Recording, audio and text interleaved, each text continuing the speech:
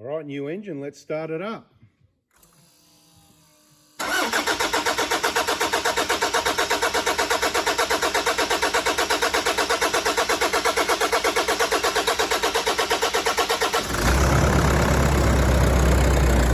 Beautiful. Just like a new Prado, new 1KD, beautiful.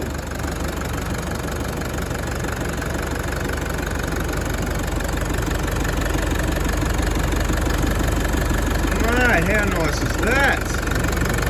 A couple of things. The long crank on the startup, that's really good because it allows oil to get everywhere, including in the turbo, and it's a good battery test. That's how I test batteries. If it cranks for 10 seconds, 20 seconds, no dramas, you got a good one.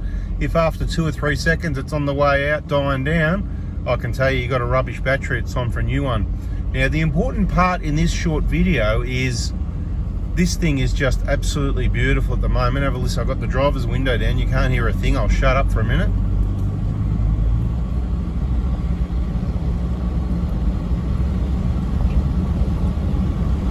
Just driving nice because it's a new engine.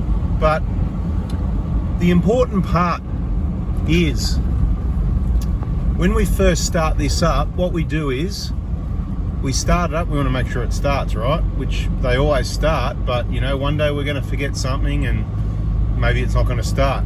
I'm waiting for that day, but one day we're going to be not quite on point and we're going to forget something. Hopefully something minor. But anyway, we start it up, it runs quite rough, okay? Then what I do, I take it over and give it a wash before the engine gets hot, give it a good wash down. Then we put the pilot, we put the, so the first thing I want to say is it runs rough, okay? So it runs rough. Go for a little drive around the workshop, you know, half a K or a K, light acceleration after the wash to start generating a little bit of heat to help it dry up. Take it back to the workshop, blow it dry with the engine running, and then a few minutes later, switch it off, ignition on, do the comp codes, and then do the pilot learn. And what I notice, whether it's a new engine or whether it's just a new set of injectors, because that's the big thing here, it's the injectors, because every new engine has new injectors in it, end of story, not negotiable. So my point being, 300,000 Ks, 400,000 Ks, this one 397. I know the injectors were off their heads because when I start the car it runs rough and I drive it and it sounds very average, like some clattery old engine, and that's because the ECU's made so much adjustment for those flogged injectors, and now we've got a new set of injectors, well, happens to be a new engine as well. Once the comp codes and the pilot learn's done, it just runs like a new car. Absolute gem of a thing. Anyway, just more evidence that the injectors were flogged off their heads. No bench testing needed to be done. No, you can't rely on, you just can't rely on anything really with these 150s with this type of injector in this system, because it just hides it. But this is just beautiful.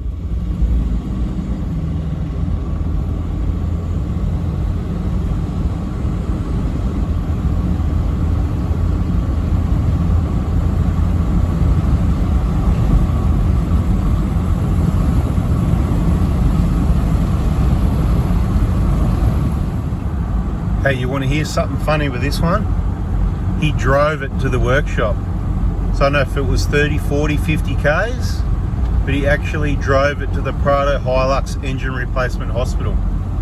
Obviously you do it at a time of the, well, let's say day or perhaps early morning or late at night, where you're not going to bother too many people, because you might be a little bit smoky, but like I said, there's either a video that's out recently or soon that's going to show you and tell you more about how to drive if you've got a cracked piston and you need to get somewhere. Look, if you're going to put a new long motor in, which is my recommendation, driving it's not going to make any difference. We've got no plan to rebuild it, but if you want to be able to rebuild it later, it might be better not to drive it. So it depends what your option's going to be. or you can also put new pistons in it. So we've got one there we're starting at the moment, and it's only done 160k. Like I said, probably got a remap or something. It's going to be a reason. There's always a reason. And it's just more evidence that, as I say, the remaps and the tunes are the big calls. And when you read the stories on Facebook, what people are saying, you don't always get the full story. I can tell you that because I get the full story for over a decade of discussing this with people. Cracked pistons, blocked oil pickups and whatever. And there's always a reason. There's no surprise. I haven't been surprised yet. But 160k, it's good that it hasn't really been driven, and it doesn't really matter that it's been pulled apart, because that's probably a good one for someone to rebuild. And when I say rebuild, you don't need to change all the components in the typical way you would normally rebuild an engine, replacing this and that, machining this and that. A rebuild on a good 1KD, all it is removing the head, popping the pistons out, swapping them over, putting all the rings back exactly how it was before with correct torque specifications. Don't mix any parts up or it won't work out for you. You're going to need a new head gasket, and away you go. It's been done before, it'll be done again. They're a tough engine, it just works. If you're on a budget, you're pretty handy on the tools, hey, don't come to me for a new engine. Just grab 4 pistons and pop them in. Bada bing, bada boom, baby.